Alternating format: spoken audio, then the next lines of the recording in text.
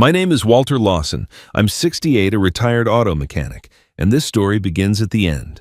The phone vibrated against the cool marble of the countertop. Just once. A single message that had been 3 weeks in the making. I didn't have to look. I knew who it was from.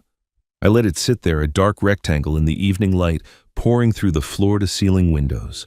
Below me, the lights of Columbus were beginning to flicker on a constellation of tiny promises in the dusk. The ice in my bourbon glass shifted a sound like a distant chime. Finally, I picked it up. The screen glowed. A message from Derek, my son. Dad, I'm so sorry. Cheryl told me everything. Please give me a chance to explain. I read the words. Then I read them again. I felt nothing. No surge of triumph, no hot rush of vindication. It wasn't victory. Not really. It was just quiet. The quiet that comes after a fever breaks. I set the phone face down. The screen went dark. 3 weeks ago, I was standing on my own doorstep with a single suitcase, and as far as they knew, not a penny to my name. At least that's what they believed. But the real story started 2 days before that. The room they gave me used to be Derek's home office. Now, it was just Dad's room. It was small enough that I could sit on the single bed and touch the opposite wall with my foot. The window looked out onto the neighbor's siding. It was a place for things that had no other place. I suppose, in a way that included me. I was sitting on that bed scrolling through emails on my old phone when a notification popped up. It was from the Ohio Lottery. I usually ignored them. But this one was different.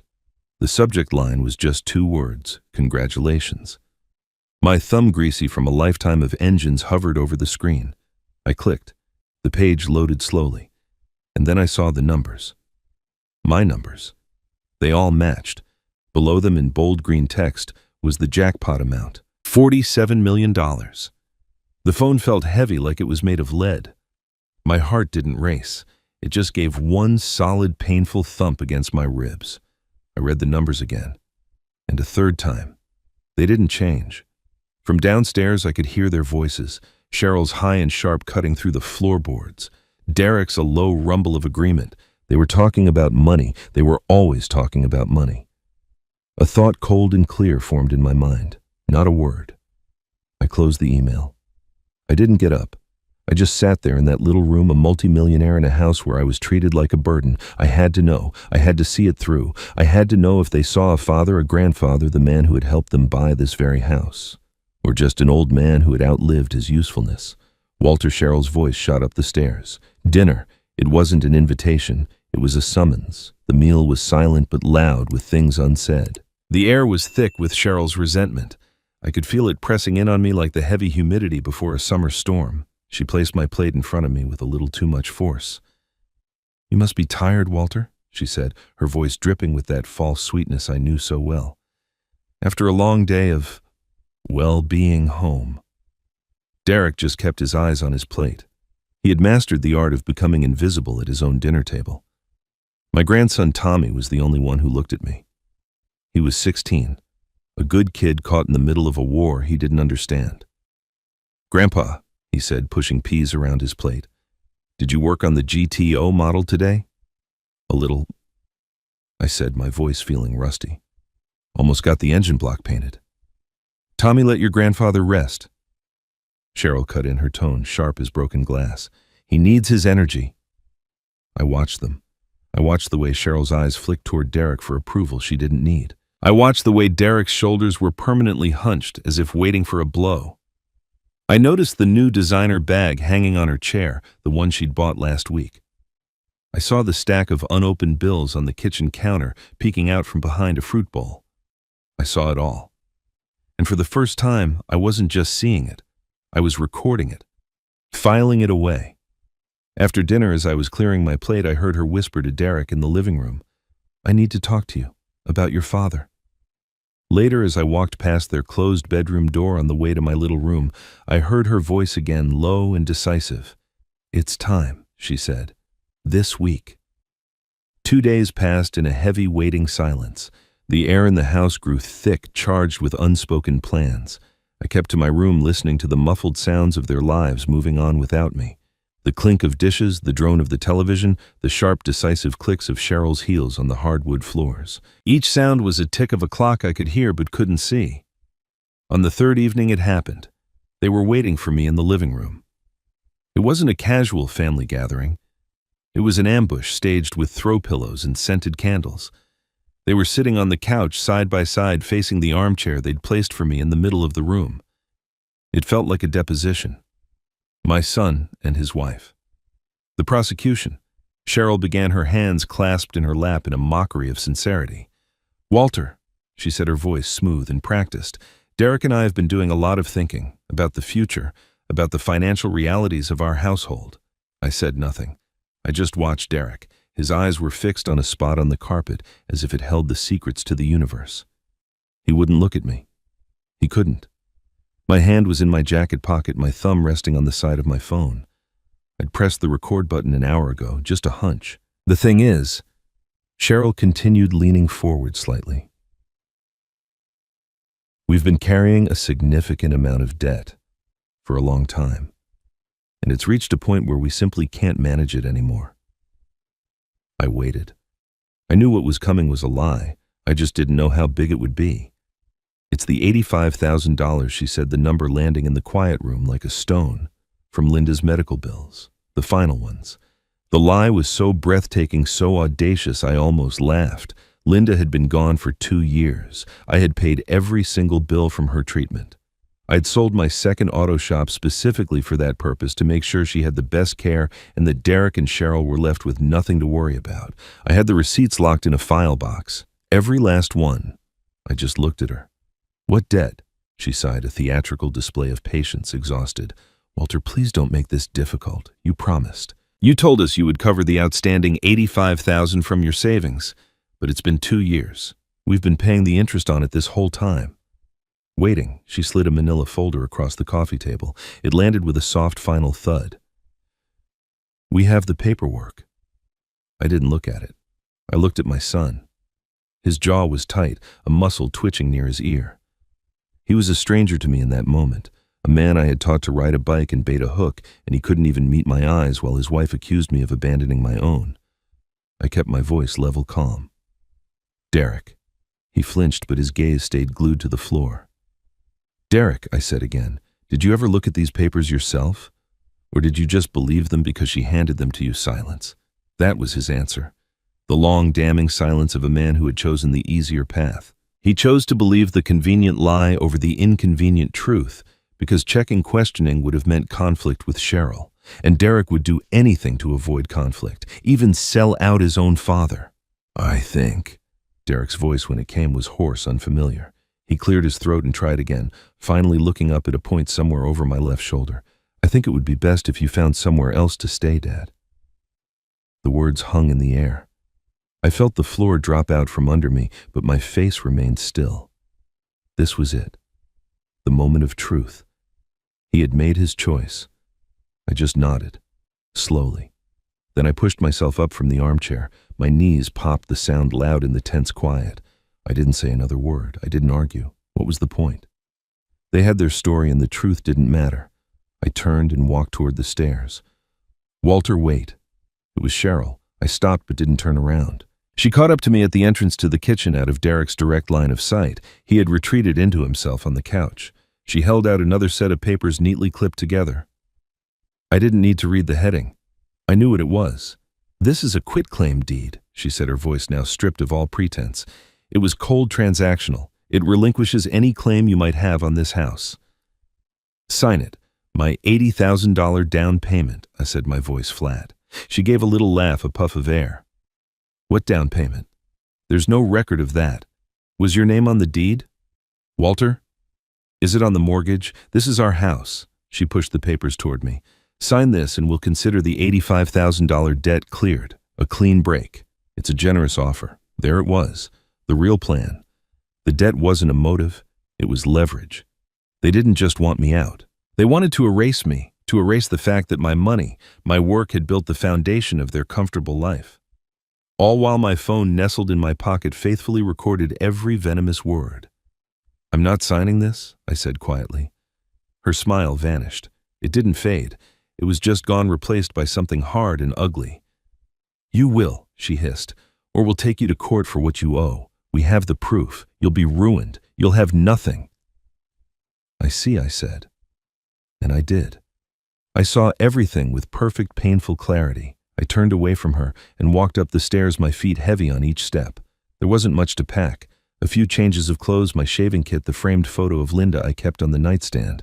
I moved with a strange sense of calm, like a man observing a scene from a great distance. Every item I placed in my old suitcase felt like a relic from a life that had ended without my noticing. The door creaked open. Tommy stood there, his face pale, his eyes rimmed with red. He was holding the plastic model of the 1967 Pontiac GTO we had been building together on the card table in the garage. "Grandpa," he whispered. "Hey, kiddo," I said, trying to keep my voice steady. He stepped into the room, his eyes darting from my face to the open suitcase on the bed. Are you really leaving?" I couldn't lie to him. Yeah, for a little while. Tears welled in his eyes and spilled down his cheeks. He didn't make a sound. He just stood there, crying with the silent dignity of a child trying to be a man. He walked over and pushed the model car into my hands. The glue on the engine block was still tacky. "You keep it?" he choked out. "So you remember me." My own eyes burned. I knelt, the protest of my old joints drowned out by the ache in my chest, and pulled him into a hug. He felt so thin, all sharp angles and bony shoulders. I held him tight, smelling the scent of sawdust and teenage boy. "I could never forget you," I whispered into his hair. "Never. I'll be okay, and I will be back. I promise you that." He nodded against my shoulder, his body trembling, when I walked down the stairs. Suitcase in hand, Cheryl was standing by the front door. Her arms were crossed, a triumphant little smile playing on her lips. Derek was nowhere to be seen. He was a coward to the very end. "You should think about my offer," she said as I reached for the doorknob. "Those papers will still be here when you come to your senses." I opened the door and stepped out into the cool night air. The porch light cast a pale, sickly glow. I looked back at the house. My house. The one I'd poured $80,000 and 10 years of my life into. The lawn, I mowed the gutters, I cleaned the porch swing I'd hung for Linda. 2 days. All they had to do was wait 2 more days. 2 days ago, I was just their problem. I was an old man in a small room, but tonight, standing on the curb with a single suitcase, I was a man with a $47 million secret, and they had just thrown me out over a lie they were too lazy to question. I turned my back on the house and walked down the street. I didn't look back. I pulled out my phone, my fingers feeling clumsy and thick. I scrolled through my contacts and found the name I was looking for. I pressed the call button. It rang twice. "Hello?" Her voice was warm, familiar, a sound from a better time. "Maggie," I said. "It's Walter." There was a pause on the other end, and then, "Walter, I've been waiting for your call. There are things you need to know about Cheryl. Maggie O'Brien lived in the house next to the one I used to call home. She and Linda had been friends for 40 years, the kind of friends who could speak in half sentences and understand a whole story. Her kitchen still looked the same as it did when Linda was alive. Warm yellow walls, a pot of coffee always breathing its dark, rich scent into the air, and a chipped ceramic mug that said "World's Best Grandma" sitting by the sink. It was a room that felt safe. She poured me a cup without asking. Her hands, knotted with arthritis but still steady, placed it on the worn Formica tabletop in front of me. She'd been a witness, a silent observer from her kitchen window for the past 2 years. She saw more than I wanted to admit. "I'm sorry, Walter," she said, her voice soft but firm. "I'm so sorry it came to this. I saw them. I saw you leave." I wrapped my hands around the warm mug, letting the heat seep into my cold fingers. "They said I owed them money for Linda's hospital bills." Maggie's face hardened. She knew. She knew what I'd spent, what I'd sold. "That woman has the devil in her," she said, not as a curse, but as a statement of fact. "She's been planning something for a long time. Linda saw it, you know. Before the end. She worried about you. She worried about Derek." I looked down into my coffee. Linda had tried to warn me in her own gentle way. "Be careful, Wally," she'd said once, her voice thin as a thread. "Cheryl, she sees things differently than we do." I had dismissed it as the anxieties of a sick woman. I was a fool. "It's more than just wanting me out." "Maggie," I said, "there's a debt. A phantom debt of $85,000 she invented. Maggie's eyes narrowed. She sat down opposite me, her gaze sharp. 85,000, she repeated, tasting the number. That's funny. About a year and a half ago, maybe a little more when Linda was so sick. Cheryl was on her back porch, pacing back and forth on her phone for a solid hour. She was talking loud, angry. I was watering my petunias, couldn't help but overhear. She leaned forward, lowering her voice. She was talking to someone about an investment, about coins and a platform that went under. She kept saying the number over and over. Nearly $100,000 gone. Just gone. She was furious. The pieces clicked into place with a cold, sickening precision. It wasn't a random number. It was her number, her loss, her secret, a hole she had blown in their finances that she was now trying to patch with a lie, using my dead wife's memory as the plaster. I've seen other things. Maggie continued, her voice a low murmur. Packages delivered when Derek's at work from companies I've never heard of. A man came to the house once in a car, far too fancy for this neighborhood. He and Cheryl talked on the porch for 10 minutes. He didn't look like a friend. He looked like a man who wanted his money. She stood up and walked over to a cluttered bookshelf in the corner of the kitchen. But that's not all. She pulled a thick leather-bound photo album from the shelf and laid it on the table between us. The pages were yellowed, the plastic film over the photos cloudy with age. She flipped through years of birthdays and holidays, a lifetime of shared memories, until she stopped at a page from 10 years ago. The housewarming party, she said. The photo was bright with the flash of a cheap camera. There we were, a younger me, my hair still more salt than pepper, wearing a goofy grin, a younger Derek and Cheryl beaming, standing on the front porch of their brand new house. And in my hands, held out for the camera to see, was a check. I remembered that check. I had it made oversized at a print shop as a joke, like a lottery prize, but the numbers on it were real. I pointed a trembling finger at the photo. $80,000, I whispered. The down payment, the foundation of their entire life in that house. I took the picture, Maggie said softly. Linda was so proud that day. She said, Maggie, take a picture of Wally giving the kids their future. I stared at the image, at the face of the man I used to be, so full of hope for his son, and I felt something shift inside me. The hurt, the shock, it was still there. But now it was hardening, crystallizing into something cold, sharp, and purposeful. Maggie, I said, looking up from the photo, can I have a copy of this? You can have the original, she said carefully, peeling the plastic back to slide the photograph out of its sleeve. It's time someone reminded them what a future costs. The next morning, I walked into the law offices of Russell Hayes. It was a small, respectable firm downtown, with the kind of worn leather chairs and dark wood paneling that was meant to feel reassuring. Russell wasn't a shark. He was a craftsman. I knew this because for 15 years I had been his mechanic. I'd serviced his sensible sedan, his wife's minivan, his son's first clunker. He trusted me with his family's safety. I was hoping he'd let me trust him with mine. He greeted me with a firm handshake, his expression concerned. He was a man in his mid-50s with a calm, analytical face that would be hard to read in a poker game. Walter, he said, gesturing for me to sit. It's been too long. I was sorry to hear you sold the last shop. What can I do for you? I didn't waste time with small talk. I laid it all out. The $80,000 down payment, the 2 years since Linda's death, the way Cheryl's behavior had changed, the confrontation, the fabricated debt, the quitclaim deed. I spoke in the same methodical way I would diagnose a bad transmission, sticking to the facts, keeping the emotion out of my voice. When I was done, I took my phone out of my pocket. She didn't know I was recording, I said. Ohio is a one-party consent state, right? That's correct, Russell said, his eyes focused on the phone. As long as you were part of the conversation, it's legal. I played the recording. The whole ugly exchange, Cheryl's fake sympathy, my son's gutless betrayal. And then her voice stripped of its mask, cold and demanding, in the kitchen. Sign it, and we'll consider the $85,000 debt cleared.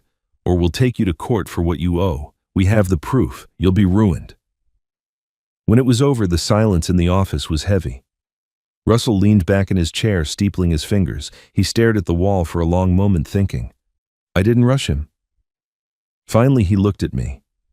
Walter, this is ugly, but you have a case, a strong one. He leaned forward, picking up a pen. First, the $80,000. Do you have any proof of that payment? I slid the photograph Maggie had given me across the polished desk. Russell picked it up, a flicker of surprise in his eyes. He studied it. Well, I'll be. A picture is worth 1,000 words, or in this case, $80,000. This is excellent. It helps us establish what's called an equitable interest in the property. It means that even if your name isn't on the deed, you have a financial stake that the court can recognize. He set the photo down gently. Second the recording. Her threat to sue you over a debt she knows is false in order to compel you to sign a quit-claim deed. That is an attempt to defraud. It's coercion, and we have her admitting to it in her own voice. A weight I hadn't even realized I was carrying began to lift. It wasn't just in my head. It was real. It had a name. What do we do? I asked. We don't react to her threats. Russell said, his voice gaining a hard edge. We build our own case quietly. She thinks you're an old man with no resources and no fight left in him. We let her keep thinking that. It will make her careless. He paused, his eyes meeting mine. She mentioned an $85,000 debt. You said you believe it's tied to a personal loss of hers. A crypto investment, I said. That's the working theory. If we could prove that Russell mused, if we could trace that money, we could dismantle her entire story. We could prove malice. He scribbled a note on a legal pad. I have a colleague, a forensic accountant. She's one of the best, a bulldog. She can find money that people think they've buried for good. I don't have a lot of liquid cash, I said. It was a necessary lie. I couldn't reveal my winning ticket. Not yet. The money wasn't a tool for this fight. It was the prize at the end. This battle had to be won on principle, not on purchasing power. We'll start with a standard retainer, Russell said, understanding. Walter, I've known you for a long time. You always gave me a straight answer about my car. I'll give you one about this. It will be a fight. It will be emotionally draining. But based on what you've shown me, it's a fight you can win. I took the old checkbook from my jacket pocket, the one tied to my modest savings account from the sale of the third shop. I wrote a check for the retainer. It felt good. It felt like taking the wheel back. I left Russell's office and drove until I found what I was looking for, a drab, anonymous motel on the outskirts of town. The kind of place where the ice machine hums a lonely song all night and the curtains never quite close all the way. I paid for a week in cash and checked in under a slightly different name. Walter Lewis. It felt strange, like putting on an ill-fitting costume, but it was necessary. I was a ghost now. The room smelled of stale smoke and bleach. I placed Linda's picture on the nightstand next to the Gideon Bible. It was the only thing that made the room feel remotely human. I sat on the edge of the stiff bed and pulled out a brand new prepaid phone I'd bought at a drugstore, a burner phone. I felt like a spy in a cheap movie, but Cheryl had taught me the value of secrets. I dialed Tommy's number. He picked up on the second ring. Grandpa. Grandpa, his voice was a hushed, anxious whisper. Hey, kiddo, just checking in. Are you okay? Yeah, he said, though his tone said otherwise. Mom and Dad had a big fight last night, after you left. Oh, yeah, I kept my voice casual. What about the papers, he said, the ones Mom wanted you to sign? Dad was asking why you wouldn't, and Mom got really mad. She said you were being stubborn and ungrateful. My heart ached for him caught in the crossfire. I'm sorry you had to hear that, Tommy. You just stay out of it, okay? This is grown-up stuff. It'll get sorted out. I miss you, he said, his voice small. I miss you too. More than you know, I paused thinking. Listen, pal. I need you to just be my eyes and ears for a little bit. Don't do anything risky. Don't get in trouble. But just pay attention. If you hear them talking about anything important about money or lawyers, you let me know. Like what? Like where Mom keeps her important papers, her computer files, anything like that.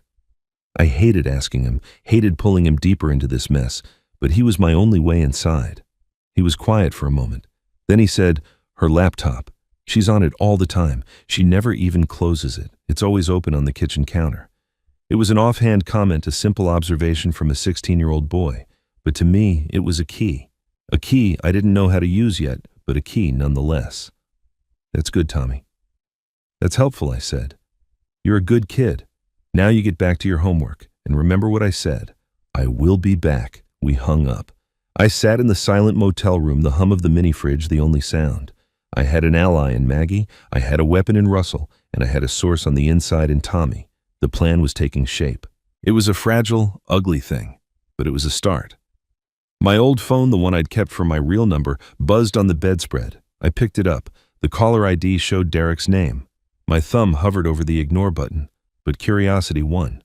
I answered, "Dad?" His voice was tentative, uncertain. "Dad, where are you?" We were worried. I almost choked on the lie. "I'm fine, Derek." "Listen," he said, and I could hear Cheryl's coaching in the background of his mind, the words she had fed him. "I think there was a misunderstanding. Cheryl told me you called her that you changed your mind about the papers. She said you agreed to sign them." I closed my eyes. So the lies were already multiplying, layering on top of each other. She wasn't just deceiving him. She was using him as her mouthpiece, testing me. I didn't get angry. The time for that was past. All I felt was a profound, bone-deep sadness. "Is that what she said?" I asked, my voice as empty as the room around me. "Yeah." "So, are you coming back to sign them?" "I'll think about it, son," I said, and I hung up the phone. The forensic accountant Russell recommended was named Nina Pham. She wasn't at all what I expected. I had pictured a humorless, gray-suited woman who saw the world in spreadsheets. Instead, I met a sharp, energetic woman in her mid-40s at a bustling coffee shop downtown. She wore bright blue glasses and had a mind that moved so fast I could almost hear it humming. "Russell told me the basics," she said after we'd gotten our coffee, her voice crisp and efficient. $85,000. Your daughter-in-law claims it's medical debt you owe. You claim she's covering a personal investment loss. Right now, it's a he said. She said. She's lying," I said simply. Nina took a sip of her latte, her eyes studying me over the rim of the cup. "I believe you, Walter, but belief doesn't hold up in court. Data does. I need to see the flow of money. To do that, I need access to their household financial records, bank statements, credit card bills, investment accounts. I don't have any of that." I said, the familiar feeling of helplessness creeping back. Cheryl controls everything. Derek doesn't even know the password to their joint account. Nina tapped a perfectly manicured nail on the table. "People are creatures of habit and convenience. Does she do her banking online?" "Constantly," I said, remembering Tommy's words. "My grandson says she's always on her laptop at the kitchen counter." A small, knowing smile touched Nina's lips. "Good. Most people who bank online link their accounts to a central app or a homepage for a quick overview. Mint Personal Capital, or even just the bank's own dashboard. It shows everything in one place. Balances recent transactions, linked credit cards." She leaned forward, her voice dropping slightly. "If someone, say a teenage grandson, were to walk past that laptop while it was open, and if that grandson perhaps needed to borrow his mom's phone to make a call, and while he was at it, he accidentally took a picture of the laptop screen." She leaned back, letting the thought hang in the air. "I'm not advising you to do anything illegal, Walter. I'm a professional. But information has a way of finding its way to you if you're open to receiving it, organically." Her meaning was crystal clear. She was giving me a roadmap without drawing the lines herself. She was telling me how to get what she needed without leaving her fingerprints on the plan. That evening, I called Tommy on the burner phone. My hands felt clammy. I hated what I was about to do, what I was asking of him. He was a good kid, and I was about to teach him how to lie and spy in his own home. "Hey, Grandpa." He answered, his voice low. He was probably in his room. "Listen, Tommy," I began in my own voice, a careful whisper. "I need a very big favor. And it might be a little scary, so if you don't want to do it, you tell me right now and we'll forget all about it. No questions asked." "What is it?" He asked, a hint of nervous excitement in his voice. I took a deep breath. "Your mom's laptop. You said she leaves it open on the counter. I need to see what's on the screen. The page she's usually looking at, the one with all the numbers and accounts." "Her banking page," he said immediately. "She's always looking at it." "That's the one," I said. "Next time she gets up, maybe to go to the bathroom or get something from another room, I need you to walk over, pick up your phone, and take a couple of quick, clear pictures of the whole screen. Then you send them to me on this number. Can you do that?" There was a long pause. I could hear his faint, shallow breaths. I was about to tell him to forget it, that it was too much to ask, when he spoke. "She lied about you, Grandpa," he said, his voice suddenly hard with a 16-year-old certainty. "She made Dad kick you out. I'll do it." The call came 2 days later. It was late after 10 at night. My burner phone vibrated against the cheap motel nightstand. It was a message from Tommy. No words, just 4 pictures. My heart pounded as I opened them. The images were a little blurry, taken in haste, but they were clear enough. The first one was the main dashboard of their bank's website. It showed a joint checking account, a joint savings account, and a linked credit card. The savings were almost empty. The credit card had a balance that made my stomach clench, $84,912. The second picture was a screenshot of the credit card's transaction history. I scrolled back month after month. Normal purchases, groceries, gas, a few dinners out. Then about 18 months ago it started. A transfer, $20,000. The recipient was listed as Coinbase. The next week, another $15,000. Then another $20,000. Over 6 weeks, a total of $85,000 had been funneled from their joint account through the credit card into a cryptocurrency exchange. It was dated. It was timed. And it coincided exactly with the period when Linda had taken a turn for the worse, when our family was distracted by grief and fear. Cheryl had used the chaos as cover. The third picture was of an open email on the screen. The subject line read, "Crypto investment opportunity, urgent." I could only read the first few lines of the body. "Cheryl, as we discussed, the window on this is closing fast. The pre-sale for this new token is your chance to recoup your initial losses, but you need to move now." It was proof of the scheme. But it was the fourth picture that made the breath catch in my throat. It was a shot of a folder on her desktop. A folder clearly labeled Hospital Docs, L. Lawson. She had a file. She had created her evidence. The lie wasn't just a story she told. It was a project she had worked on. I immediately forwarded the pictures to Nina Pham with a simple message. "Is this what you were looking for?" Her reply came in under a minute. "Oh, Walter, this is much, much more than I was looking for. Stay put. I'll call you when I'm done." 2 days later, I was back in Russell Hayes' office. This time, Nina was there too. She had a slim laptop open on the conference table and a stack of printed documents next to it. The bulldog was ready. "Good morning, Walter." Russell said, his tone serious, but with an undercurrent of satisfaction. "Nina has done some remarkable work." Nina nodded, turning her laptop screen toward me. "It's even worse than we thought." She began, her voice all business. "The $85,000 sent to Coinbase is clean, easy to track. She used their joint account to fund it, which is foolish, but she's arrogant. The real problem for her is what happened next. The crypto exchange she invested in was a classic pump and dump scheme. It collapsed about a year ago. Her entire investment was wiped out, gone." She clicked a key and a new screen appeared. It was a series of complicated-looking charts and timelines. "Here's where the fraud comes in." She continued, pointing to a specific date on the timeline. 3 months after her investment was wiped out, she began creating a false narrative. She started searching for things like hospital bill templates and medical invoice examples. She downloaded them. We can't prove what she did with them without her computer, but that folder Tommy photographed tells us everything we need to know. She manufactured the evidence to cover her loss. Russell picked it up from there. She took $85,000 from the family accounts, gambled it away on a risky investment, and when it blew up in her face, she fabricated a story that you, the grieving widower, had reneged on a promise to pay your dying wife's medical bills. She did this not only to hide her own failure from Derek, but to use it as leverage to force you to sign away your $80,000 stake in their house. He leaned forward, his hands flat on the table. "This isn't just a family dispute anymore, Walter. This is calculated, premeditated fraud. We have a complete picture. We have the motive, the means, the timeline, and the attempted cover-up. We have everything we need." I sat there looking at the evidence of her betrayal laid out in neat, undeniable columns. I should have felt triumphant, vindicated. But I just felt a deep, hollowing sadness. This wasn't some stranger.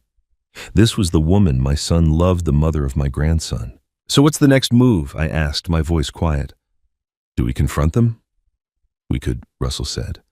"We could send a letter, lay out our evidence, and demand a settlement. She would likely fold, but—" He trailed off, looking at me. "But I get the sense that's not what you want. This isn't just about the money for you, is it?" I shook my head. It was never about the money. I want Derek to see it. I want him to see who he married, what he chose to believe. If we just send a letter from a lawyer, she'll spin it. She'll tell him it's all lies, that I'm a bitter old man trying to ruin them. He'll believe her. He always believes her. I looked from Russell to Nina. No, we wait. We let her make the next move. She threatened to sue me. Let her file that claim in a court of law. Let her present her fake documents to a judge. I want her to expose herself. Nina and Russell exchanged a look. It was an unconventional strategy, a patient, dangerous game. She'll force your hand eventually, Russell warned. She won't let this go. I know, I said. And when she does, we'll be ready. That night, back in the silence of my motel room, I took out my wallet. Tucked in a hidden flap behind my driver's license was a small folded piece of paper. The lottery ticket. I looked at the numbers, the ones that had already changed my life in ways I could never have imagined. The official lottery website had instructions for claiming a prize of this size. I could set up a trust. I could remain anonymous. With a single phone call to Russell, I could have access to $24 million after taxes. I could end all of this. I could buy a dozen houses like Derek and Cheryl's. I could hire an army of lawyers to bury them in motions and filings. But I folded the ticket and put it back in my wallet. I looked at the picture of Linda on the nightstand. Her smile was warm, her eyes full of a kindness that seemed to belong to another world now. What would she have wanted? Revenge, punishment? No.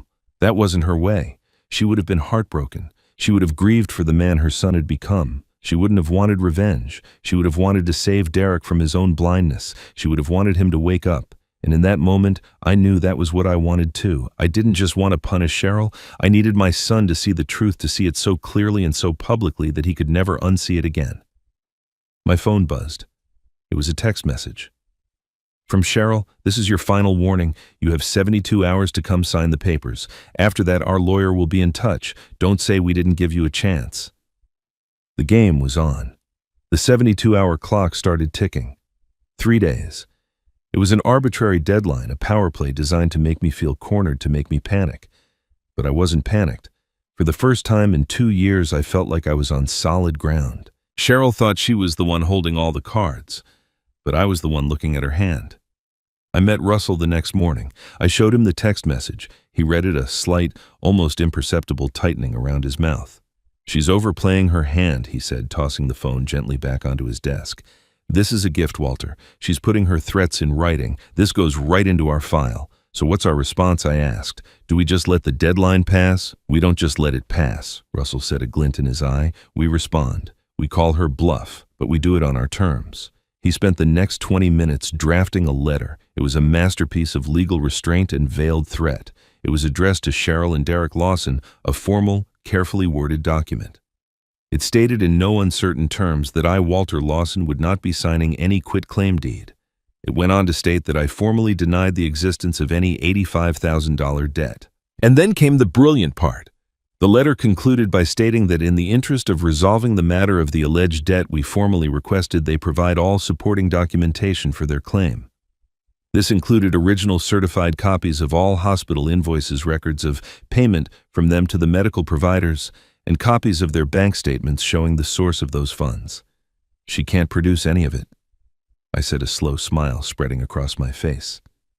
Exactly, Russell replied. She can't produce what doesn't exist. Her fabricated documents won't stand up to the scrutiny of a formal legal request. This letter does two things. First, it shows we aren't scared and we aren't backing down. Second, it forces her to either put up her fraudulent evidence, which is a crime, or shut up. It buys us time and puts the pressure squarely back on her. He had the letter sent by certified mail that afternoon, a paper trail. Everything had to be documented now. Everything had to be a weapon in waiting. For 2 days, there was nothing but silence. The 72-hour deadline came and went. I stayed in my motel room watching old movies and trying not to think. The quiet was more nerve-wracking than the threats. I kept waiting for the other shoe to drop, for the lawsuit to be filed, for the war to begin in earnest. On the third day, my personal phone rang. Not the burner, my old number. It was Derek. My first instinct was to ignore it, to let Russell handle everything from now on, but I couldn't. He was still my son. I answered the call. Dad. His voice was different. The blustering confidence from the last call was gone. He sounded hesitant, small. Dad, can we meet just us, without Cheryl? My guard went up immediately. What is this, Derek? It's not what you think, he said quickly. Please, there's a diner off Route 23, the old one with the chrome siding. Can you meet me there in an hour? I need to talk to you. Alone. Against my better judgment, I agreed. Hope is a stubborn, foolish thing. It can be beaten and starved and left for dead, but it always seems to find a way to crawl back to its feet. A part of me, the part that still remembered teaching him how to change a tire, wanted to believe this was it. The moment he finally woke up, the diner was almost empty, smelling of stale coffee and fried onions. Derek was already there, tucked into a booth in the back corner. He looked terrible. His face was pale, his eyes were bloodshot, and he hadn't shaved in a couple of days. He looked like a man who hadn't slept. He stood up when I slid into the booth opposite him. "Thanks for coming," he mumbled, not meeting my eyes. A waitress came over and we ordered coffee. We sat in silence until she had come and gone, the clatter of the thick ceramic mugs on the table the only sound. Finally, he looked at me. His eyes were filled with a confusing mix of shame and fear. "I got your lawyer's letter," he said. I figured. I replied, my voice neutral. He ran a hand through his messy hair. "Cheryl?" She went crazy. She was screaming, saying you were trying to ruin us. He paused, and for the first time he seemed to be struggling with the words. She showed me the bills again, the hospital bills. She had them all in a folder. But the letter, your lawyer asking for proof, it made me, I don't know. I started really looking at them. He took a shaky breath. They looked real, but then I saw something. A logo at the bottom of one of them, for a billing company. I looked it up on my phone. The company doesn't exist. It's a fake website, Dad. It looks real, but it was just created a few months ago. I just stared at him, my heart beginning to pound a slow, heavy rhythm. So last night, he continued, his voice dropping to a whisper. After she went to sleep, I went on her laptop. I was looking for, I don't know what, and I found it. I found the folder, the real one. Bank statements, credit card bills, it's all there. The transfers to some crypto thing, 85 grand, it's all gone. He looked up at me, his eyes swimming with tears. I didn't know, Dad. I swear to God I didn't know. She told me it was Mom's bills. It made sense. Cancer. It's so expensive. I never even thought to question it. I trusted her. The confession washed over me a wave of relief so powerful it almost buckled me. This was it. This was the moment I'd been hoping for, the moment the scales fell from his eyes. He saw it. He finally saw the truth for himself. All the anger I'd been holding onto, all the bitterness, it just seemed to dissolve, replaced by a deep, weary pity. Pity for this weak, foolish man who was my son. "I'm so sorry, Dad," he choked out the words, catching in his throat. "What she did, what I let her do, kicking you out. It's okay, son." I heard myself say the words, feeling foreign in my mouth. It wasn't okay, not by a long shot. But in that moment, seeing his genuine remorse, his utter brokenness, felt like a victory. A painful, hollow victory, but a victory nonetheless. "What do I do now?" he asked, looking lost. "If I confront her, our whole life, our family, it's all built on her handling everything. Tommy, we'll figure it out," I said, reaching across the table and putting a hand on his arm. His muscles were tense, coiled like a spring. "The important thing is, you know the truth. Give me some time," he pleaded. "Just a little time, a week. Let me try to handle this with her. Let me try to figure out a way through this without blowing everything up. I need to talk to her, to see if there's anything left to save." I looked at my son, at the desperation in his face. He was drowning, and he was asking me for a lifeline. Against every instinct that told me this was a mistake, that Cheryl would twist him around her finger again, I nodded. My love for him, buried under all that pain, overrode my judgment. "Okay, Derek," I said. 1 week. You talk to her. You figure it out, but no more lies." He nodded, relief flooding his features. "Thank you, Dad. Thank you." I walked out of that diner feeling lighter than I had in years. It was a fragile hope, a tentative truce, but it felt real. I had my son back. He had chosen me. He had chosen the truth. The next day I called Russell. "Hold off on any further action," I told him. "Derek knows everything. He's going to try to handle it internally." There was a long silence on the other end of the line. Walter Russell said. Finally, his voice carefully neutral, "Are you sure that's a wise decision?" "He's my son." "Russell," I said, "I have to give him this chance." "All right," he said, though I could hear the doubt in his voice. "But you call me the second anything feels wrong. Don't let him drag this out." With a week to wait, an idea that had been percolating in the back of my mind came to the forefront. It was time. It was time to secure the secret weapon. I had Russell set it up. He created an anonymous trust, a legal entity with a generic name that couldn't be traced back to me. The next morning, I drove to the Ohio Lottery headquarters in Columbus. I wasn't the broken man who had been kicked out of his home a week earlier. I was a man with a purpose. Walking into that office holding a piece of paper worth $47 million was one of the most surreal moments of my life. The process was surprisingly quiet and professional. Papers were signed. Identities were verified. Lawyers spoke to other lawyers. There was no giant check, no flashing cameras. It was all handled with a quiet bureaucratic efficiency. I chose the lump sum payment. After state and federal taxes, the final amount wired into the trust's new bank account was just over $24 million. I walked out of that building into the bright afternoon sun, and nothing had changed. The world was exactly the same. But I was different. The money was no longer a hypothetical prize. It was real. It was a number on a bank statement. It was a resource of unimaginable power. I drove back to my motel room. I could have checked out.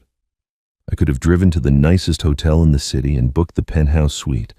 I could have bought a new car, new clothes, a new life. But I didn't. I went back to the room that smelled of bleach. I kept the appearance of the man who had nothing, because the money was never the point. The money was a tool, but the problem wasn't something money could fix. The problem was trust, and for that, I had to wait for my son. The week passed in agonizing silence. I didn't hear from Derek. I tried to tell myself that no news was good news, that he was having difficult conversations, that he was untangling the web Cheryl had spun. But with each passing day, a cold knot of dread tightened in my stomach. On the 8th day, the silence was broken. But it wasn't a phone call from my son. It was an email from Russell. Attached was a legal document. My hands were shaking as I opened it. It was a lawsuit filed in the Franklin County Court. The plaintiffs were Derek and Cheryl Lawson. The defendant was Walter Lawson. They were suing me. They were suing me for the $85,000 plus interest plus court costs, and they were formally petitioning the court for an eviction order, claiming I was a tenant who had refused to leave and had caused them financial and emotional distress. Derek's name was on it, his signature clear as day, right next to hers. He hadn't woken up. He hadn't tried to fix it. He had heard the truth, looked it right in the face, and then he had gone back to his wife and chosen the lie all over again. He had doubled down. He had chosen her, and now he was coming after me. The email sat open on my phone screen, a glowing rectangle of betrayal in the dim motel room. I read the legal filing 3 times, thinking the words might change, that my mind was playing tricks on me. But the digital ink was stubborn. Derek and Cheryl Lawson versus Walter Lawson. It was real. The hope I had so foolishly allowed to bloom in the diner a week ago withered and died, turning to ash in my throat. He hadn't just failed to fix it. He had actively joined the attack. He had taken his wife's lie. The lie he had admitted to me was a lie, and he had signed his name to it, making it his own. He had looked truth in the eye and then walked willingly back into the darkness. That was the part I couldn't comprehend. It wasn't weakness anymore. It was a choice, a deliberate, calculated act of betrayal. I felt a strange calm settle over me.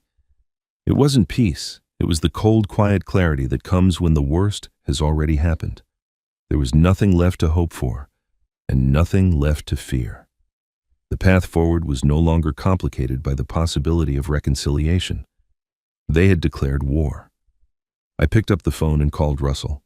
I've seen it was all I said when he answered. Walter. I'm sorry, he said, his voice grim. I had a feeling this might happen. Cheryl has him completely under her thumb. The moment you gave him that week, you gave her time to work on him, to spin the story, to play the victim, to convince him that you were the enemy, the lawsuit. I said, my voice flat, devoid of emotion. What does it mean exactly? It means they're trying to create a legal record of this phantom debt, Russell explained.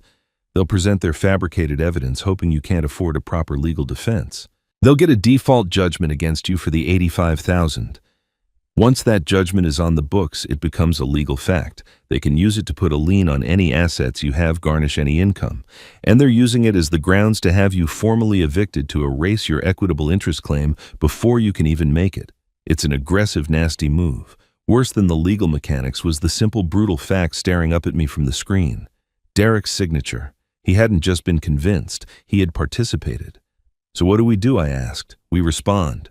Russell said, a hard edge returning to his voice. We file our answer to their complaint. We deny all their claims, and we file our own counterclaims for the $80,000 you invested in the house, for fraud, for attempted coercion.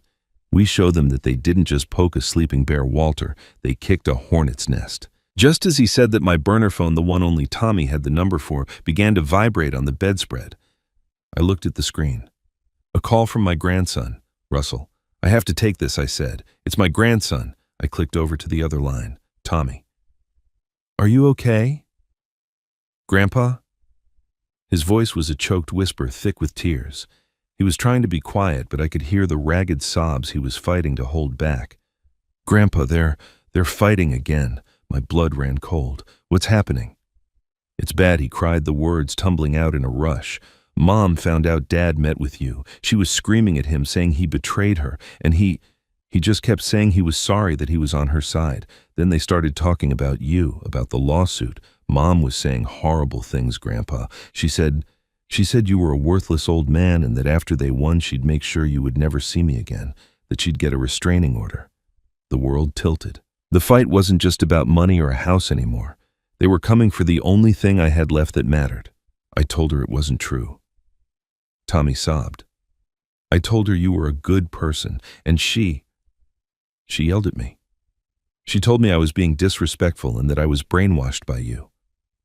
My heart, which I thought had been shattered into its final pieces, broke again. This innocent kid, this good, loyal boy, was being torn apart because of their greed and my son's cowardice. The game had gone on long enough. It was time to end it, for Tommy's sake. Tommy, listen to me, I said, my voice low and urgent. You just stay in your room, lock your door, stay out of their way. Can you do that for me? I'm scared, he whispered. I know, but I'm going to fix this, I promise you. This ends now. I hung up and immediately called Russell back. Change of plans, I said, my voice tight with a cold fury. We're not just responding, we're going on the offensive. And we're not holding anything back. What do you have in mind, he asked. Everything I said. It's time you knew the whole story. The next day I didn't go to Russell's office. I had him and Nina Pham meet me at a different address. It was a new gleaming glass tower in the heart of the city, a building that smelled of money and fresh paint. I met them in the lobby and led them to a private elevator. When the doors opened, they stepped out into the living room of a penthouse apartment. Sunlight streamed through windows that wrapped around the entire room, offering a 270-degree view of the city and the river beyond. The floors were polished oak.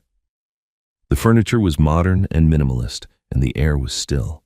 It was completely empty of personal belongings, a beautiful, sterile space waiting for a life to begin. They both stopped stunned. Nina let out a low whistle. Russell just stared, his briefcase hanging forgotten in his hand. Walter, he said, his voice full of disbelief. What is this? This is my new home, I said.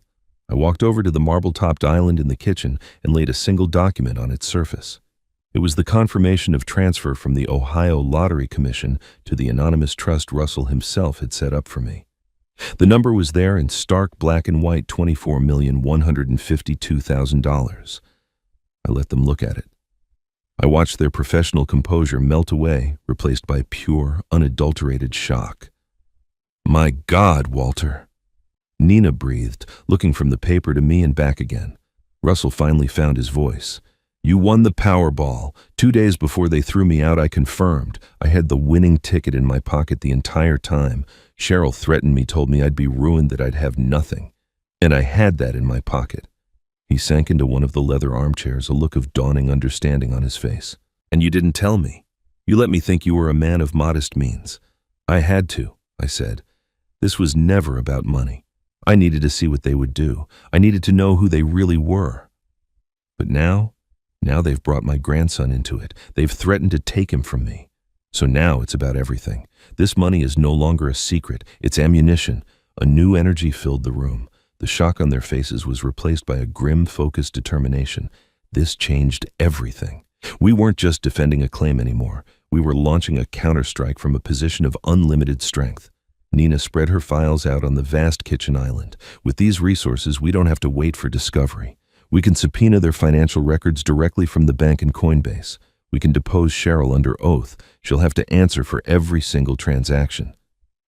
Russell was already on his feet, pacing. We file for an emergency hearing, immediately. We're not waiting for the standard court calendar. We'll petition the judge on 2 grounds. First, to issue a temporary restraining order to prevent them from selling or refinancing the house while the ownership dispute is ongoing. Second, and more importantly, we petition for grandparent visitation rights. We use Cheryl's own threats, which Tommy will have to testify he heard, as proof that she is actively trying to alienate him from his grandfather, which is against the child's best interests. We force them into a courtroom now. The plan was audacious. It was fast.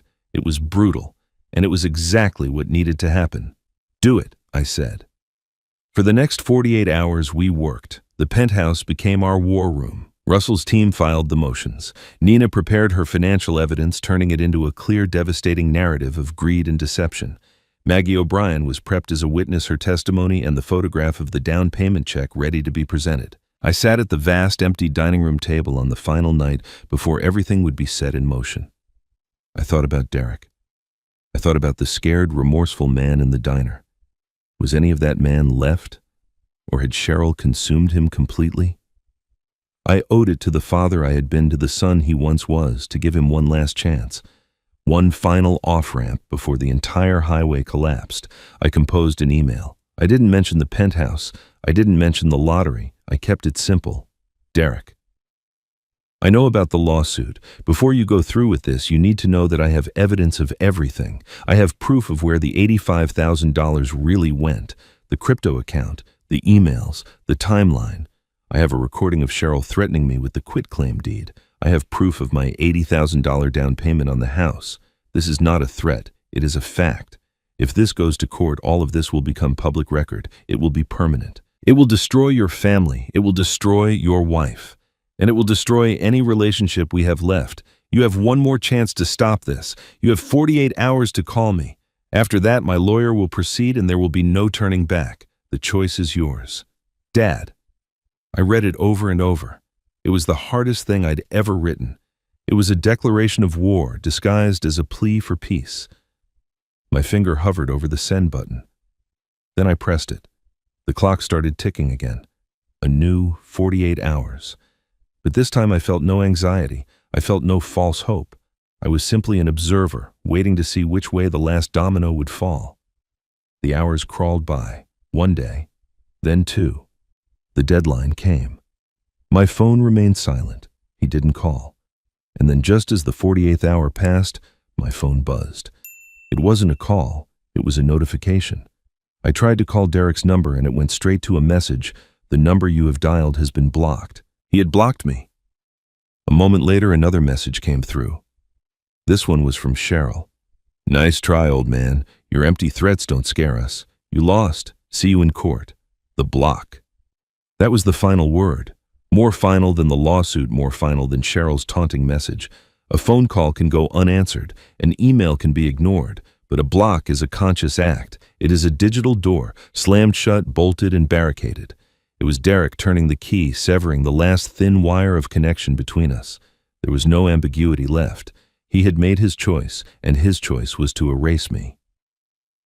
I stood at the window of the penthouse, the same window where this new life had begun just weeks ago. The city lights below twinkled with the same indifferent beauty. But the quiet satisfaction I had felt then was gone, replaced by a hollow, aching grief. It wasn't the grief of a fresh wound. It was the old familiar grief for my son, a man I felt I had been losing in slow motion for years. The anger had burned itself out, leaving behind a cold, heavy resignation. I wasn't fighting for him anymore. I couldn't. You can't fight for someone who refuses to be saved. The war was no longer about waking him up. It was about survival now. It was about protecting Tommy. It was about honoring Linda.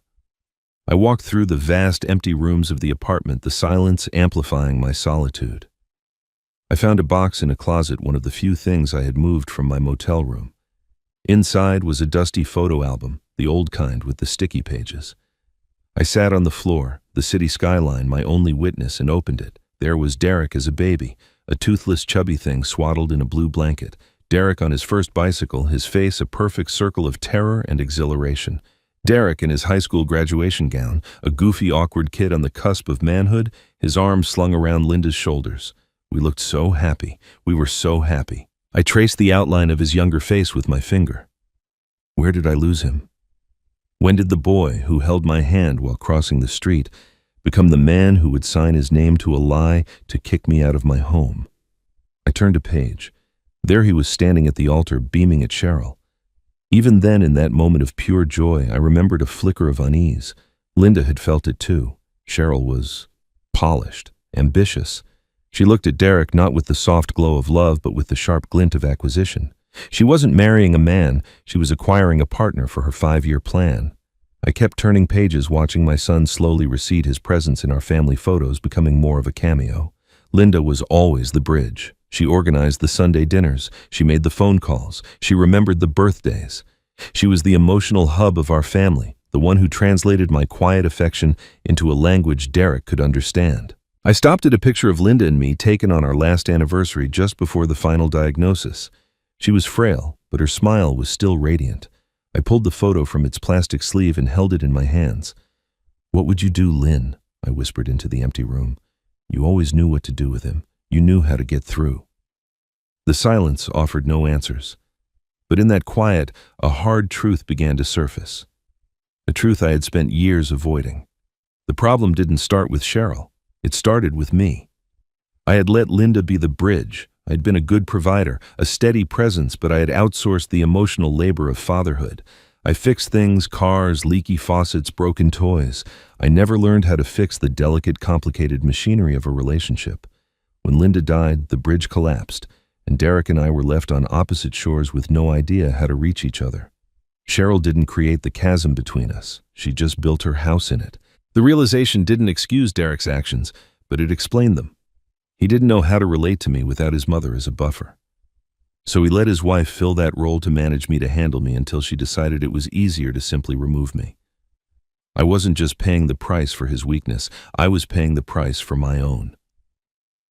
A sudden jarring buzz cut through the silence, the intercom for the front door. It was 2 a.m. My heart hammered against my ribs. No one knew I was here except Russell and Nina. I walked to the panel by the door, my hand trembling slightly as I pressed the talk button. "Hello?" A small hiccuping voice came through the speaker. "Grandpa, it's me, it's Tommy. Can you let me in?" I slammed the button to unlock the door and raced to the elevator, my mind reeling. What had happened? Was he hurt? Had they thrown him out too? When the elevator doors opened, he was standing there, a small, lonely figure in the opulent hallway. He had a backpack slung over one shoulder, and his face was puffy and stained with tears. He looked up at me, his eyes wide with a mixture of fear and relief, and then he just collapsed into my arms, his body shaking with ragged sobs. I held him tight, my own fear making my arms ache. "What is it? What happened? Are you okay?" "I ran away," he choked out into my shirt. "I couldn't stay there anymore. I couldn't." I led him into the apartment, my arm securely around his shoulders, and sat him down on one of the large sofas. He looked so small in the vast empty room. "Tell me what happened," I said gently. He took a shuddering breath, trying to get the words out. "They were fighting all night, about you, about the court hearing. Dad was scared. I heard him. He told Mom that your lawyer called their lawyer and that you have evidence. He wanted to call you to stop it, but Mom, she went crazy." He buried his face in his hands. "She told him he was weak, a coward. She said that they had to destroy you or you would destroy them. She said if he didn't go through with it, she would leave him and take me and he would never see me again. She said she would tell everyone that you hurt me." The blood drained from my face. The room went cold. She was going to use my grandson not just as a shield, but as a weapon. She would burn her own son's world to the ground just to win. He just folded. Tommy whispered, his voice full of a child's disbelief at the failure of an adult. "He just agreed. He did everything she said. He blocked your number, and I heard her on the phone with her lawyer talking about me, about how they could use my testimony to show what a bad influence you are." He looked up at me, his eyes pleading. "I can't lie about you, Grandpa. I won't. I won't let her do that." So I packed a bag. I waited until they were asleep and I climbed out my window. I took an Uber. I came here. "I'm sorry." "Don't you ever be sorry," I said, my voice thick with an emotion so fierce it almost choked me. I pulled him into my arms again. This wasn't a scared kid anymore. This was a soldier. A boy of 16 with more courage and integrity than his 40-year-old father. He had made a choice too. And he had chosen me. In that moment, everything changed. The grief, the resignation, it all burned away, cauterized by a white-hot protective rage. This was no longer about avenging a betrayal or winning back a house. It wasn't even about exposing a liar. It was about saving this boy. My fight for myself was over. My fight for him was just beginning. "You're safe here," I said, my voice now steady, clear, and hard as steel. "You are safe, and I promise you I will not let her hurt you. She will not use you. This ends now."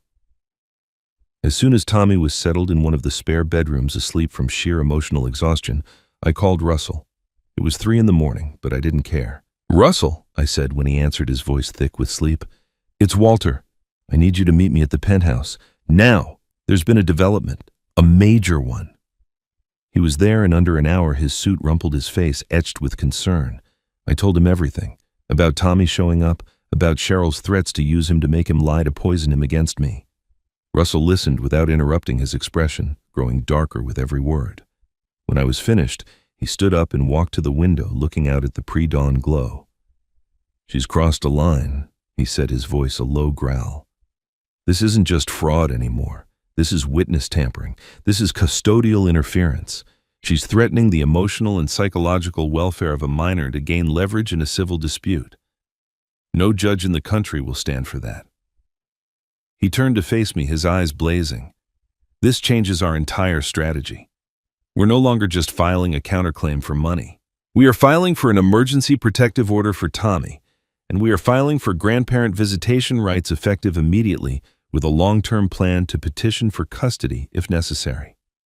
My mission, which had been a muddled mess of anger and hurt, was now crystal clear. I wasn't fighting to get my son back. I was fighting to protect my grandson from his own parents.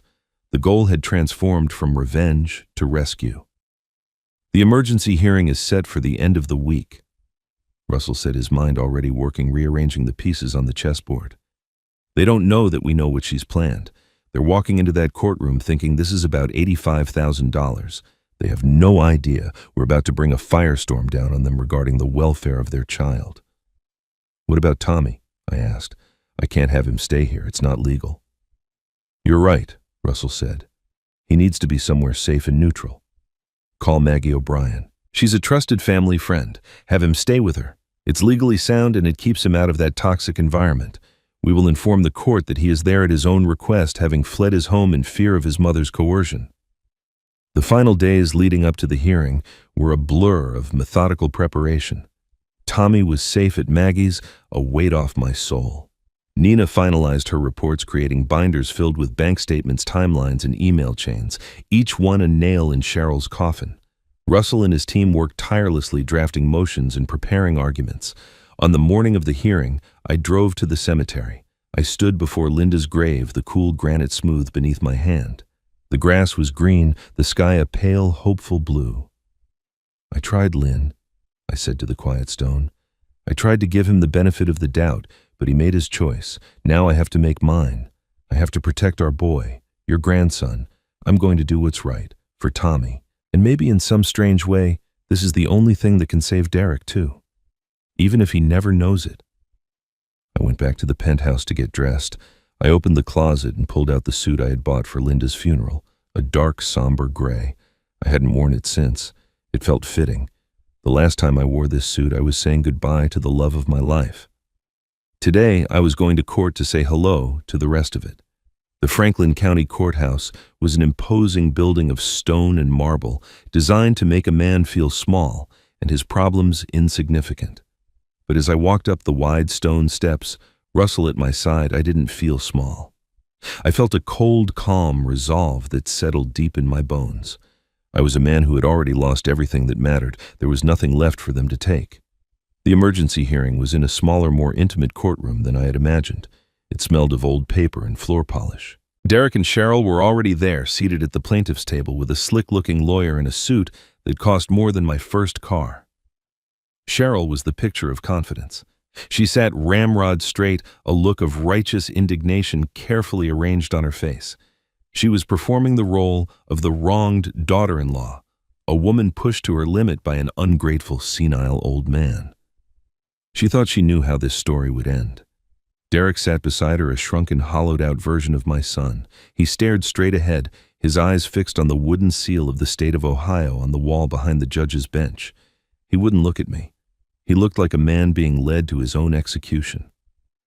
We took our seats at the defendant's table. I didn't look at them either. I focused on the judge, a stern-faced woman with sharp, intelligent eyes who was reading through the initial filings. The hearing was expedited, focused on the immediate issues. Our petition had raised the restraining order on the house and my right to see my grandson. Their lawsuit for $85,000 was the backdrop, the supposed cause of this conflict. Cheryl's lawyer, a man named Peterson, began. His voice was smooth as honey, every word dripping with practiced sympathy. He painted a masterful picture of a loving son and daughter-in-law burdened by an elderly parent who refused to contribute, who had reneged on a sacred promise to cover his late wife's medical expenses. He portrayed me as a man living off their charity, a tenant who had overstayed his welcome and now refused to leave. "Your Honor," he said, his voice resonating with sincerity, "my clients are here today with heavy hearts. They did not want this.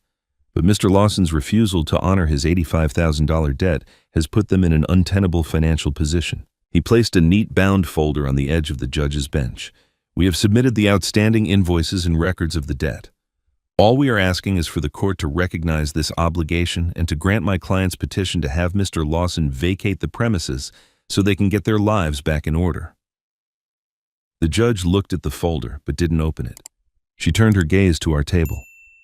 "Mr. Hayes, your response." Russell stood up. He was calm, his movements deliberate. He walked to the lectern carrying a single thick binder. "Your Honor." He began, his voice clear and steady. "We would like to present counter evidence, and upon presenting this evidence, we will be making a motion for a summary dismissal of the plaintiff's entire suit with prejudice." A flicker of annoyance crossed Cheryl's face. Her lawyer shifted his weight. "This wasn't in their script. The plaintiff's entire case," Russell continued, "is built upon a foundation of lies. The $85,000 debt they claim my client owes for his late wife's medical bills does not exist. It is a complete and utter fabrication." He opened his binder. "Exhibit A, Your Honor." He placed a document on the projector, and the image of a bank statement appeared on the screen behind him. "This is a statement from Mr. Lawson's business account dated 2 years ago. As you can see, there is a transfer here for $115,000 made directly to the Ohio State University Cancer Center. And Exhibit B," he swapped the document, "is a letter from that same cancer center confirming that the account of Linda Lawson was paid in full. There were no outstanding bills. There was no debt." A low murmur went through the small courtroom. Cheryl's lawyer was on his feet. "Objection. Your Honor, relevance." "Overruled." The judge said, her eyes narrowed, fixed on the screen. "Sit down, Mr. Peterson." "So the question," Russell went on, his voice like a surgeon's scalpel, as if this $85,000 wasn't for medical bills. What was it for?" "The answer, Your Honor, is cryptocurrency." He began to place more documents on the projector, a relentless, methodical series of blows. Bank statements showing $85,000 transferred from Derek and Cheryl's joint account to a Coinbase exchange. Credit card bills detailing the transactions, an email chain between Cheryl and an unlicensed financial advisor proving she was knowingly investing in a high-risk, unregulated token scheme. And finally, a timeline showing that the investment was made during the final chaotic months of Linda Lawson's life, and that it was wiped out completely a year later. Mrs. Lawson didn't suffer a financial burden from her mother-in-law's medical care, Russell stated, his voice ringing with authority. She took $85,000 of her family's money, gambled it away, and lost every penny. Then she concocted a cruel and malicious lie, fabricating documents which my forensic accounting expert, Ms. Pham, is here to testify, are fraudulent in order to blame the loss on her grieving father-in-law. The color was draining from Cheryl's face.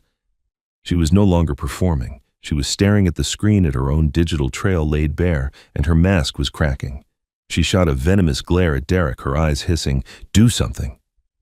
Derek just stared at the screen. He was seeing it all not as a confusing mess on his wife's laptop, but as a clear, logical, damning presentation in a court of law. He saw the real hospital receipts next to the faked invoices. The dates were wrong. The amounts were different. He had been lied to, and he had been a willing fool. Furthermore, Russell said, his voice growing colder when my client refused to accept this fraudulent debt, Mrs. Lawson attempted to coerce him into signing away his legal and equitable interest in their home. He pressed a button on a small audio player.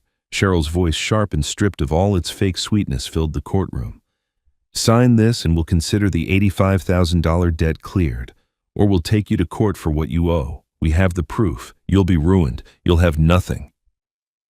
The recording ended. The silence that followed was absolute. Cheryl's lawyer looked like he had been punched in the stomach. Cheryl herself seemed to shrink in her chair. For the first time since we entered the room, Derek looked at me. His eyes were wide with a horrifying, dawning comprehension, and in them I saw something break. The whole intricate scaffolding of lies he had built his life upon was collapsing, and he was standing in the rubble. "And, Your Honor," Russell said, letting the silence hang for a beat longer, "there is one final matter to address. The plaintiff's petition paints my client as a penniless burden, a man so desperate he is forced to live off the charity of his son. They claim he owes them money. I feel it is my duty to correct the record." He paused, looking from Cheryl to Derek to the judge. "For the record, my client, Mr. Walter Lawson, is the recent winner of the Ohio Powerball lottery with an after-tax lump sum payout of $24 million. A collective gasp sucked the air out of the room. The court reporter stopped typing. Cheryl's lawyer's jaw literally dropped open. Cheryl's face, which had been pale, went a ghostly, translucent white. And Derek looked as if he had been struck by lightning. Mr. Lawson knew of his winnings. Russell said, his voice dropping to a quiet, devastating conclusion, 2 days before his son and daughter-in-law expelled him from his home. He chose not to reveal this information. He chose to remain silent, simply to observe how his family would treat him when they believed he had nothing left to offer them. And how did they treat him? They threw him out like garbage, and then they sued him for money he never owed based on a lie they invented to cover their own failures. The judge stared at me. For a long, silent moment, her stern judicial mask fell away, and I saw a look of profound human understanding. Then she turned her gaze back to the plaintiff's table. It was the look of a woman who had seen enough. Her ruling was swift and brutal.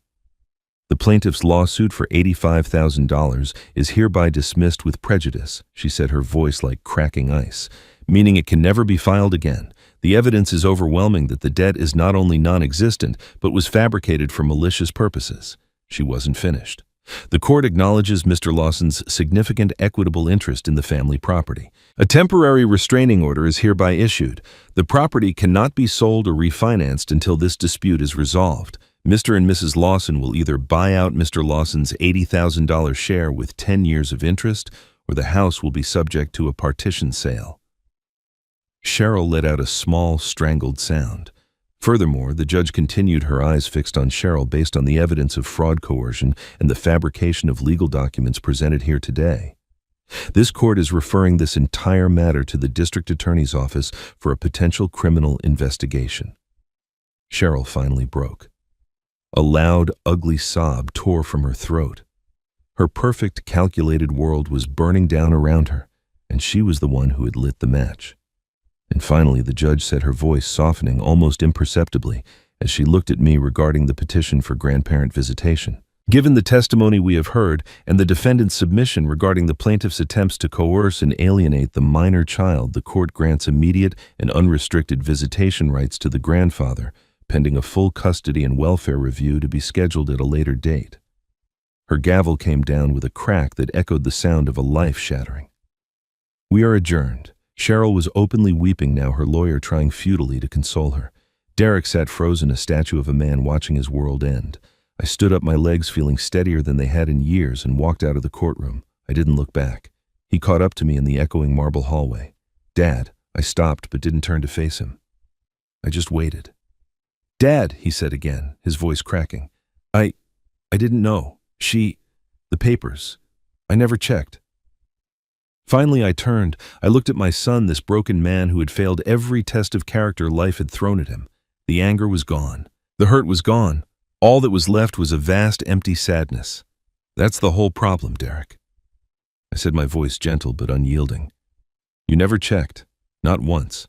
You chose to believe what was easy instead of what was right. You chose to believe your wife's convenient lie over your own father's history. You stood by and watched her throw me out of the house my money helped buy over a debt you didn't even bother to verify. Tears streamed down his face then, real hot tears of shame and regret. It was the first time I had seen him cry since he was a boy and had fallen off his bike. "I'm sorry," he whispered. "I'm so sorry." "I know you are," I said, and I believed he was. But sorry wasn't a time machine. It couldn't unsign the lawsuit. It couldn't unblock the number. But being sorry isn't enough. You need to change. For Tommy, for yourself. You need to figure out how to be a man your son can respect. I left him standing there in the hallway, weeping under the cold, impartial gaze of justice. I didn't offer him a hug. I didn't offer him false comfort. I offered him the only thing I had left to give the hard, painful truth. Rebuilding would have to start there if it was to start at all, and it would have to be his work, not mine. Weeks later, the world had settled into a new, unfamiliar shape. Cheryl was facing criminal fraud charges and had lost her job when the scandal hit the local news. She and Derek were getting a divorce. He had started therapy. He was trying in his own fumbling way to rebuild. Tommy now lived with me at the penthouse part-time. The court-ordered visitation was in place, and with Cheryl's legal troubles, it was clear a new custody arrangement was on the horizon. We were sitting on the balcony one evening, the setting sun painting the sky in strokes of orange and purple. In our hands were the last few pieces of the 1967 Pontiac GTO model, the one he had given me that terrible night. We worked in a comfortable silence, carefully gluing the chrome bumpers into place. Grandpa Tommy said, not looking up from his work, "Do you regret it? Keeping the lottery a secret?" I thought about it for a long moment. I looked at my grandson, at his steady hands and his honest face. I thought about the pain and the ugliness and the lies. "No," I said finally. "I don't. The money, it was like a flashlight in a dark room. It didn't change anything. It just showed me what was already there. It showed me who really loved me." I reached out and put my hand on his shoulder. "You didn't know I had a penny to my name, and you still climbed out a window for me. You still chose me." He looked up, then a small smile on his face. "Of course, Grandpa. I really love you. I know you do," I said, my voice thick. "And that's the biggest prize I could ever win." My phone vibrated on the table beside me, a text from Derek. "Dad, can I come over tonight to see Tommy?" I looked at Tommy. He nodded. I typed back a reply. "Okay, bring a pizza. Baby steps." We placed the finished model on a bookshelf in the living room right next to the framed picture of Linda. She looked out at us, her smile warm and timeless. 2 generations healing. And maybe, just maybe, a third on its way home. A month after the court hearing on a crisp autumn afternoon, I found myself driving back to my old neighborhood. It wasn't a conscious decision. I was just driving, letting the muscle memory in my hands guide the new car, a restored 1968 Ford Mustang Cherry Red, the kind of car I'd dreamed of as a kid, but never had the time or money to build for myself. I parked across the street from the house. A "for sale" sign was staked into the lawn I had mowed for a decade. It looked smaller than I remembered sadder. The sale was part of the divorce settlement, a clean break ordered by the court. Cheryl was gone, moved into a small apartment across town awaiting her trial. Derek was living in a rental nearby. The house was just a house now, an empty shell holding the ghosts of a family that used to be. As I sat there watching the wind send a flurry of yellow leaves skittering across the driveway, a familiar figure emerged from the house next door. Maggie O'Brien, a wicker basket full of freshly laundered sheets in her arms. She spotted the Mustang, then squinted her hand, shielding her eyes from the sun. A slow smile spread across her face as she recognized me. She waved me over. A few minutes later, I was back in her warm, coffee-scented kitchen, a place that felt more like home than the gleaming penthouse ever could. "I saw them move the last of their things out this morning," she said, pouring me a cup from a freshly brewed pot. "It's a sad business, Walter. No matter what happened, it's just sad."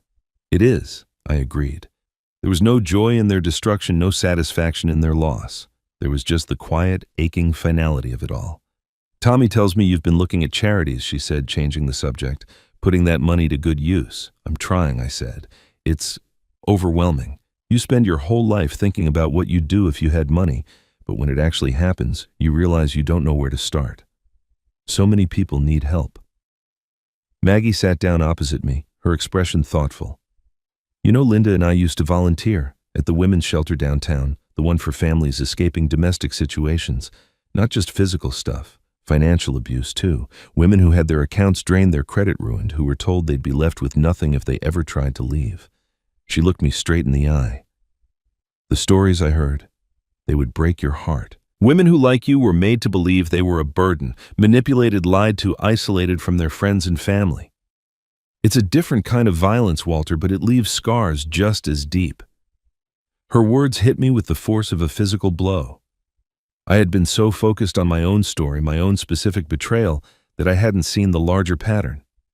I wasn't just a man who had been wronged by his daughter-in-law. I was a survivor of a kind of abuse that had a name, a playbook, a legion of silent victims. Cheryl's weapons weren't fists, they were spreadsheets and lies. She hadn't left bruises on my skin, she had tried to leave them on my dignity. I never thought of it like that, I whispered.